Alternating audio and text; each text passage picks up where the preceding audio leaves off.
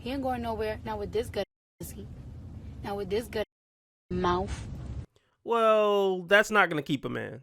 He may enjoy that. He may keep you around for a time, but what, until he hit a side piece that got better mouth and pee? Ladies, I'm telling you now, you can't keep a man from good mouth and pee. Even knowing how to cook good. Those two things I don't think are enough. If you got a crappy personality, you always nagging, or if you always pressuring them to do what you want, you never give them any peace, you never let them have any peace, yeah, that good pee and mouth ain't gonna keep them. Wet ass mouth, deep ass throat. Deep motherfucking throat. If I'm drunk, I might put the whole balls in my mouth. What's up? Dang, sis, that's sad. That's all you got to offer? That's what you feel like your value is to a man? That's it? Out of all the things you could have mentioned.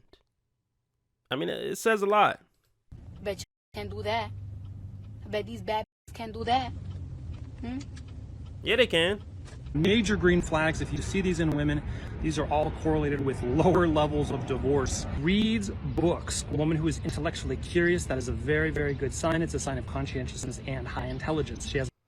Well, I don't know a lot of women who read books. I know there's women out there who do read books, but the women that I know that read books, they're usually like romance novels or something. They're usually not reading books about philosophy and things like that. I'm just saying. I'm just being real. It ain't a diss, ladies. Just being honest. So good luck finding that, fellas. Most of the women that I try to talk to about deep intellectual stuff, they get mad. I don't want to talk about this. Let's talk about something else. Let's talk about reality TV. Let's talk about gossip, anything but some deep stuff that I got to think about. That's been my experience.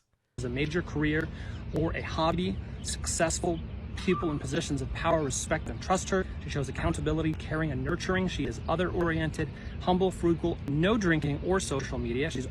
I mean, the more he talked, the more it sounds like he's describing a woman that doesn't really exist. Usually a woman who's really career-oriented, the nurturing kind of lacks usually. And then she doesn't usually have a lot of time to even really be there for you the way you would want her to be if she's working all the time. And most guys don't care about how competent a woman is at her job and how much people like her or respect her at her job. Over the age of 25, her parents are in an intact marriage. Her friends' parents would also be, generally speaking, she would know people that are in intact marriages. Religious and or religious upbringing, again, has some sort of moral code or compass, makes more than $50,000 per year, even better if she makes more than $70,000. Yeah, we don't care about her money. I mean, it's cool if she gonna split it with me. You gonna give me half? Or do I get to dip in that bank account? I mean, then I can see caring somewhat. But other than that, I don't care.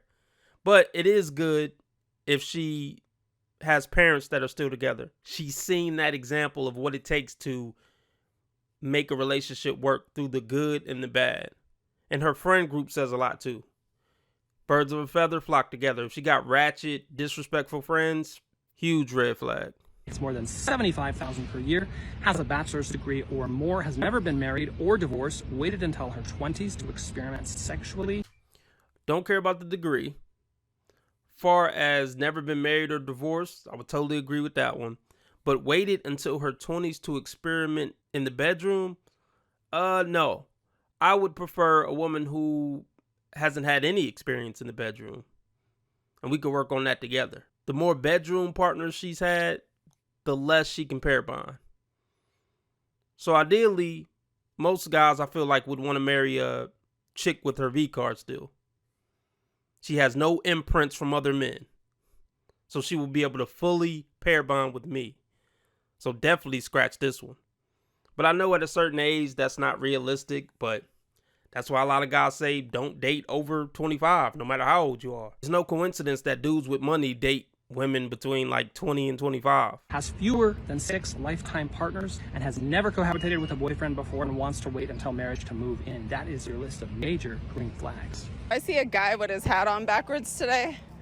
It's going down. Don't ever fall for stuff like this. It's usually a prank or some type of scam or some type of setup. Fellas, if you see something like this, hear something like this in public, just keep it moving. Don't even pay her no attention. So many women are desperate for attention. But let me guess, she did all that for her. It wasn't for likes and validation online, or it wasn't to get attention from men. She just genuinely had a desire to do that for some other noble reason, right?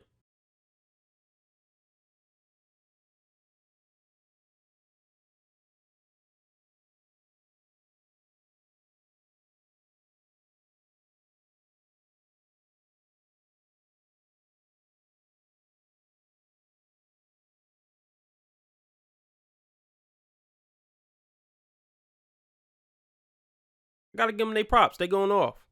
At least they ain't twerking. You know what I mean?